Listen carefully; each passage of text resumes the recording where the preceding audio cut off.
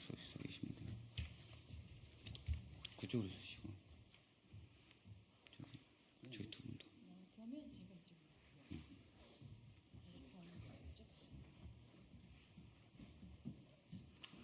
네, 반갑습니다.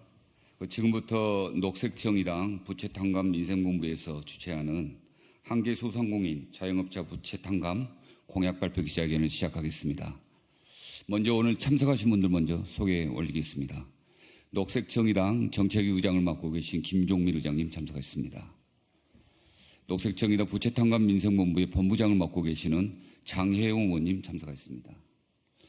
오늘 현장 발언을 위해서 참석해 주셨습니다. 전국 노래연습장업 협동조합 김시동 홍보이사님 참석하셨습니다.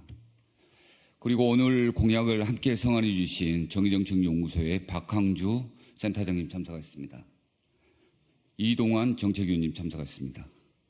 그리고 첫 번째 순서로 김종민 정책위 의장님의 여는 말씀이 있겠습니다. 네, 녹색정의당 정책위 의장 김종민입니다.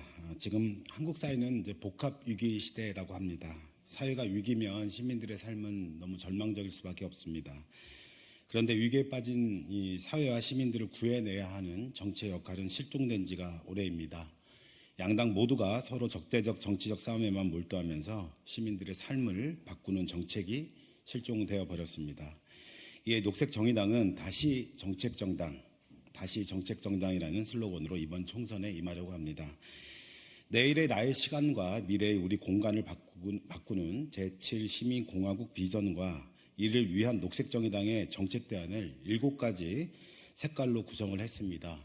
이 7가지 색깔을 담당할 정책본부는 녹색본부, 의료돌봄통합본부, 성평등인권 이주민본부, 노동평등본부, 부채탕감민생본부, 신민주주의본부, 한반도평화본부입니다. 7개 정책본부는 녹색정의당 정책위원회에서 발표하고 있는 정책을 듣고 싶어 하는 시민들의 입장에서 새롭게 공약화해 나갈 것입니다. 또한 지금 당장 시민의 삶이 절망에서 희망으로 바꿀 수 있는 정치적인 행동에도 나설 것입니다. 이 혁신적 정치 실천은 녹색정의당을 이미지 정당에서 이제 정책 정당으로 또 말 정당이 아닌 행동하는 정당으로 탈바꿈하게 될 것입니다.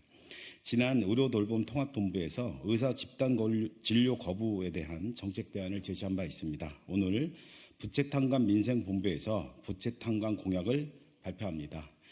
이어지는 각 본부의 정책 공약 발표에도 많은 기대를 바랍니다. 오늘 발표하는 공약은 한계에 몰린 소상공인 자영업자 부채 100조 원을 탕감하는 공약입니다. 경제 위기 시대에 기업과 은행은 구제 금융 특혜를 누리는데 소상공인 자영업자 지원은 전 정부, 현 정부 모두 방치해 왔습니다. 코로나 시기 강제 영업 제한과 고물가, 내수 침체로 인한 부채 증가는 명백히 국가가 책임을 져야 합니다. 녹색정의당은 은행과 정부의 자금으로 긴급금융회생기금을 조성해 한계 소상공인 자영업자부터 부채를 탕감하고 민생 정의를 실현해 나가겠습니다. 자세한 내용은 본부장이신 장혜용 의원께서 말씀해 주시겠습니다. 고맙습니다. 네, 이어서 부채탕감 민생본부 본부장을 맡고 계신 장혜용 의원님의 인사말이 있겠습니다.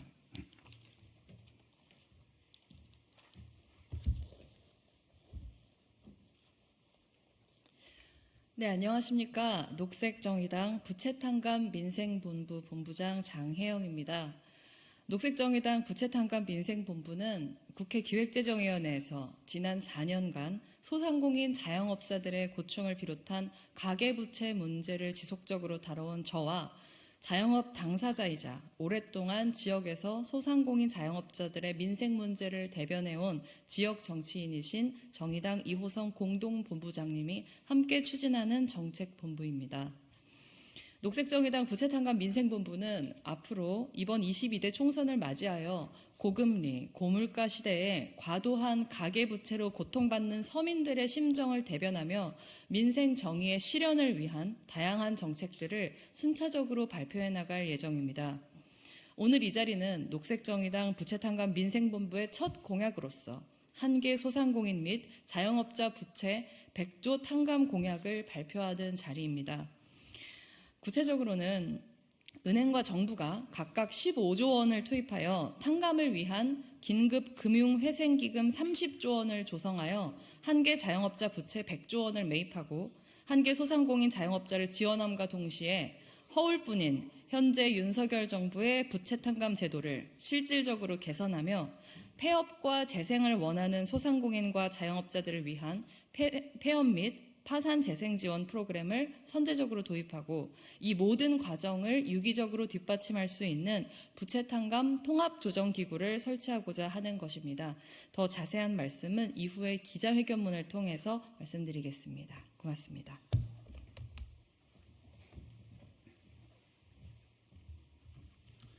안녕하십니까.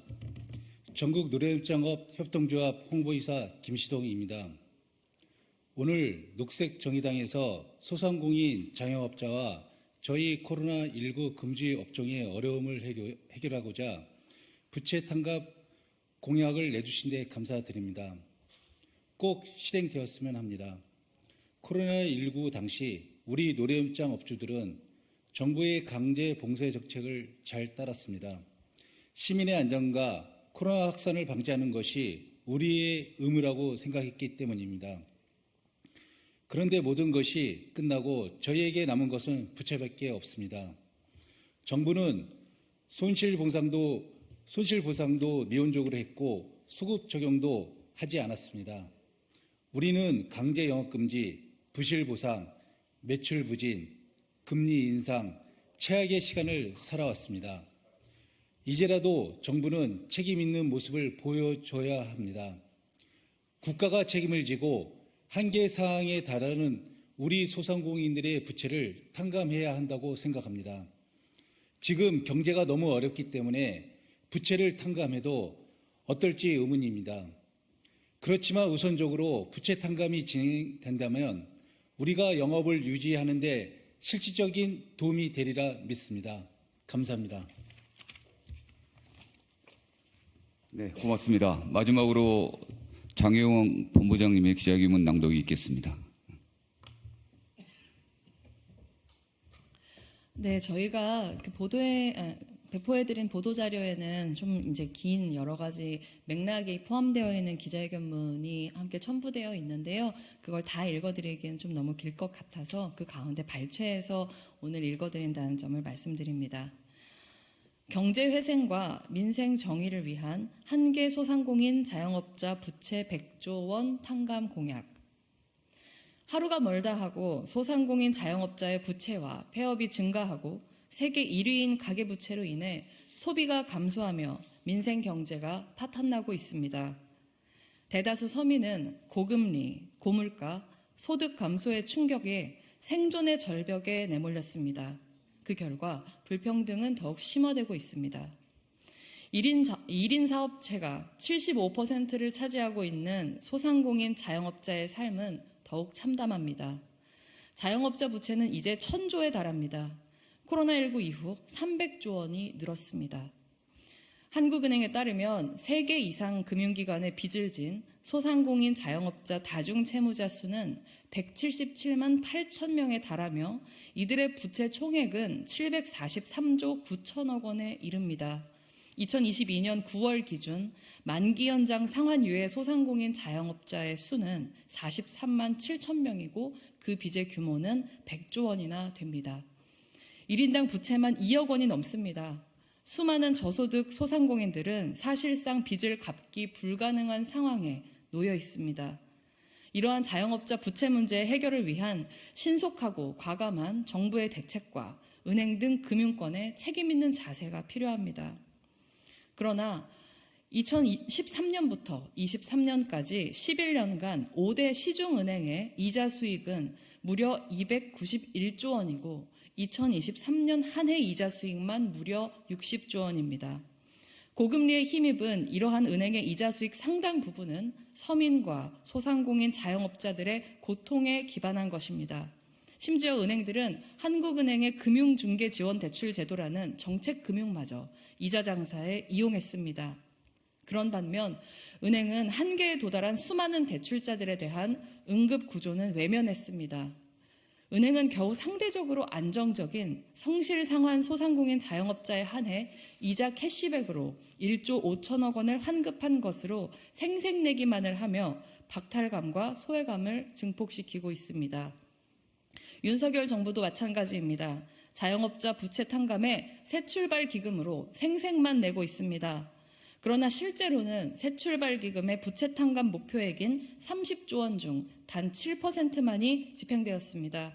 다중채무자 부채 총액이 743조 9천억 원에 달하는데 목표액 30조를 전부 집행해도 턱없이 부족한 상황에 참으로 황당한 집행률입니다. 소상공인 자영업자들은 새출발기금의 까다로운 신청 조건과 신용거래 페널티 조항을 완화하여 실효성을 높여야 한다고 한 목소리로 외치고 있습니다. 윤석열 정부는 소상공인 자영업자들의 고통은 철저히 외면하며 부자, 고소득자들의 세금을 깎아주며 작년 한 해만 56조 원에 달하는 세수 펑크를 냈습니다. 이런 정치는 민생 정의가 아닙니다. 코로나 시기 공익을 위해서 희생한 소상공인 자영업자들의 생존형 부채와 불평등을 해소하는 부채 탕감에서부터 민생 정의를 다시 시작해야 합니다. 녹색정의당은 민생 정의의 원칙을 확고히 확립하겠습니다.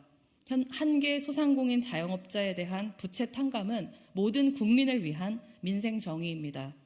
녹색정의당은 신속하고 과감하게 민생 정의를 실현하기 위한 경제 회생과 민생 정의를 위한 한계 소상공인 자영업자 부채 탕감 4대 공약을 발표합니다.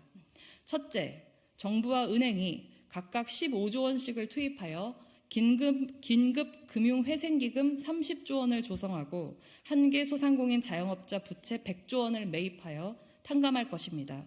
이를 위하여 부채 탕감 긴급 금융회생기금 특별법을 제정할 것입니다. 둘째, 한계 소상공인 자영업자에 대한 추가 지원과 현행 채무조정 지원 제도를 개선할 것입니다. 성실상환자와 형평성을 고려해 한계 소상공인 자영업자의 원금과 이자를 감면하겠습니다. 그리고 대환대출 자격 기준을 금리 7% 이상에서 중저금리로 낮추어 대출 대상을 확대하고 중저금리 한계 차주를 포함하여 장기 분할 상환 대출 프로그램을 제공할 것입니다. 단기적으로는 현행 새출발 기금의 신청 조건을 대폭 개선하도록 하겠습니다. 이를 위해 3개월 이상 연체, 신규 대출 여부 등의 신청 조건을 완화하고 신용도 하락 페널티를 삭제 조정할 것입니다. 또한 맞춤형 워크아웃 도입 등 패스트트랙 제도를 활성화하겠습니다. 셋째, 금융 고위험 소상공인 자영업자의 폐업 및 파산 지원을 통하여 소상공인 자영업자의 회생과 재기를 지원할 것입니다. 대출자가 폐업하는 경우 부채를 일시 상환해야 하는 부담을 덜고 손쉽게 폐업할 수 있도록 일시 상환을 신용대출자부터 유예시키고 확대할 것입니다. 또한 전국의 기초지자체에 채무조정 담당 부서를 신설하겠습니다. 파산과 회생을 신속하게 처리할 수 있도록 기존의 3곳의 회생 전문 법원을 미설치된 지역, 대전, 대구, 광주에 추가로 신설토록 하겠습니다. 넷째, 정부, 소상공인 당사자, 민간금융 전문가, 시민사회, 각 정당 등이 참여하는 부채탕감 통합조정기구를 통해 부채탕감 정책을 신속하고 적절하게 운영할 것입니다. 이 기구는 저소득 소상공인 자영업자의 부채탕감을 위한 기금 조성 및 시행관리, 소상공인 자영업자 기술 지원과 재기 프로그램 강화 등의 역할을 맡을 것입니다. 녹색정의당은 경제회생과 민생정의를 위한 한계 소상공인 자영업자 부채탕감 4대 공약을 통하여 정의로운 녹색 돌봄 국가를 만들어 갈 것입니다. 2024년 3월 4일 녹색정의당 부채탕감 민생본부. 고맙습니다. 네, 혹시 오늘 기자회견문 낭독이 있었는데요. 저희 공약 내용이나 그리고 말씀드렸던 내용에 대해서 질의사항이 있으시면은 네네네. 네.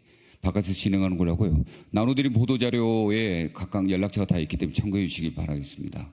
한계 상황에 다다른 소상공인 자영업자에 대한 기자님들의 많은 관심과 성원을 당부드리겠습니다.